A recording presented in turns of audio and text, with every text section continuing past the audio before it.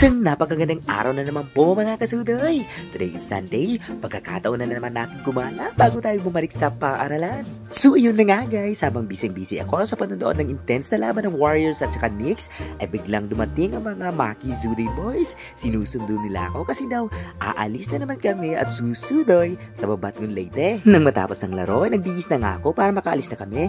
Medyo malayo-layo kasi ang Babatngon Leyte. At bumiyaan na nga kami at dinaanan na naman namin ang pinakasikat na paaralan sa Tunga Leyte. Charot! Hindi na kapagtataka kung maraming mag-aaral pumasok ngayon. Sunday kasi ngayon kaya bawal umabsent. Pagdating namin sa Tunga Leyte, bumili muna kami ng pizza at saka ng kanin. Syempre, manok na rin na kami dadalhin sa Babatngon Leyte. Baka magutom kami dun. At habang bumibili kami, nakita namin ang mga mag-aaral na ito. Nagsushoot daw sila ng kanilang short film para makagraduate sila. Di ko nga lang alam kung anong subject. Ako yan na, naroon bulig kay mga bangawan ko nga. hello. Hoy, para sa guys. Para makagraduate. At dahil masisipag kayong mag-aral, syempre bibigyan ko kayo ng pizza para di kayo magutom habang nagsushoot kayo. Salamat. At dumaan na rin kami sa Verse Store para mamili ng iba namin dadalhin sa aming pupuntahan.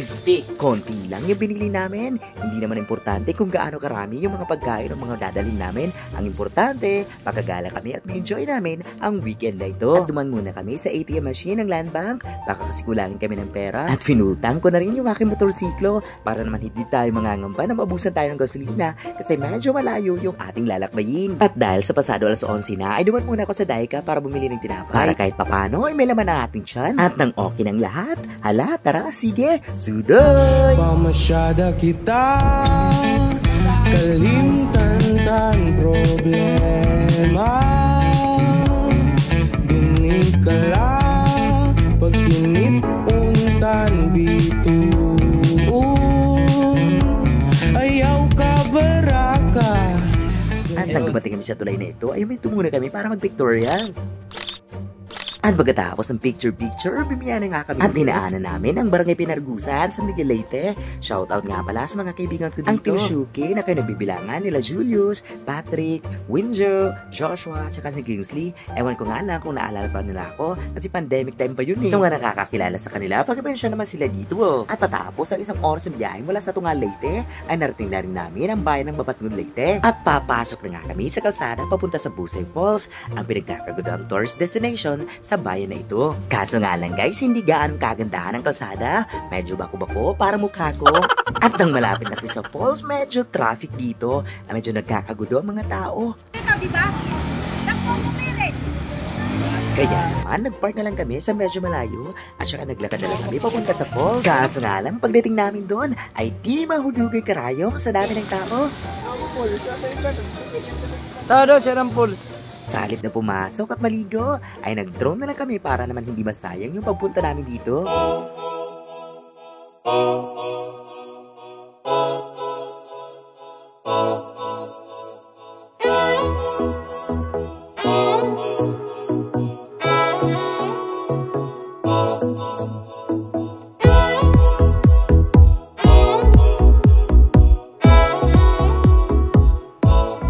At ang matapos kami mag-drone ay bumalik na lang kami. Mahirap kasi makapagsiksikan, lalong-lalo na sa taong ayaw sa'yo.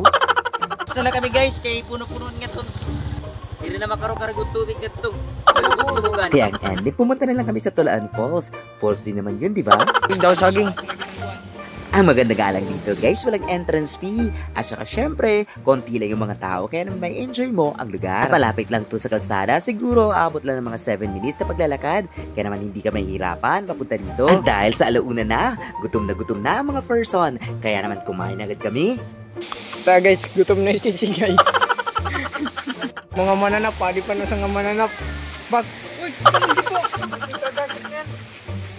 At ang matapos kaming kumain ay hindi na namin pinalampas magigo. Sobrang lamig pala ng tubig dito sa falls na ito.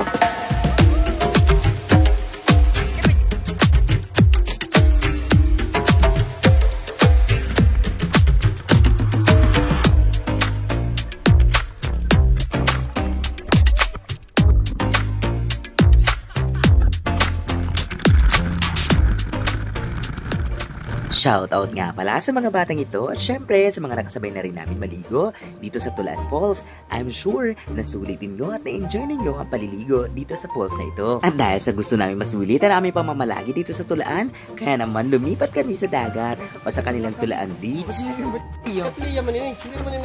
No entrance fee. May the jellyfish niya. Oo, nasurat. Beware of jellyfish. Ay, swimming pool nga da. Jerome, may naka pa nga ang green na wristband. Ano, pilani ka mo bagong Pilipinas? May Marcos ini din eh. Dere, Duterte din eh. Duterte. Kaso nga lang guys, kung kanina walang entrance fee, ngayon meron 100 pesos yung entrance kasama na yung paliligo sa kanilang swimming pool. Kain ka maagi. Dili? At pagkapasok namin dito, buti na lang hindi gaanong maraming tao. Kaya naman, may enjoy namin ang pagsiswimming dito.